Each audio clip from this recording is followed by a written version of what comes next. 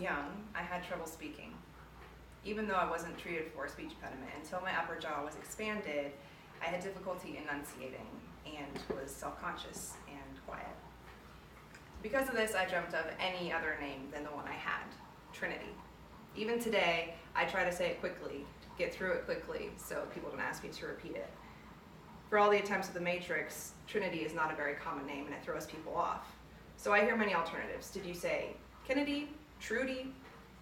But no, I say my name is Trinity. And until adulthood, I resented it and used my middle name, Joy, especially at restaurants when trying to reserve a table. And I called myself many names, other people called me names, some good and some bad, but in all of these, which ones were me? Who was I? Well, Aristotle believed that the highest human capacity was logos. In his Nicomachean Ethics in 350 BC, he said that humans use that capacity to lead a virtuous life, which ultimately was a happy life.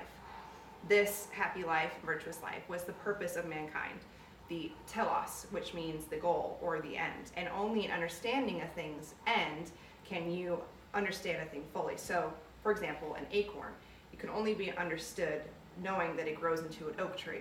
So humans can only be understood knowing that they will grow into virtuous beings. The Bible has a different perspective. John 1:1-5 says that in the beginning, Logos, the Word, was with God and was God, and through him all things were created. Genesis 1 gives an account of that creation, and God spoke, creating the world, and he also created man in his image, created through language, giving man Logos, or also the power to name. So Adam names livestock, birds, beasts, and among these no suitable helper was found. Now, when I heard that originally, helpmeet or suitable helper was a very bad thing. It was a subservient thing. So I didn't rejoice when God causes Adam to fall asleep and Adam wakes to find woman beside him and he says, "This is bone of my bone, flesh of my flesh. I shall name her woman."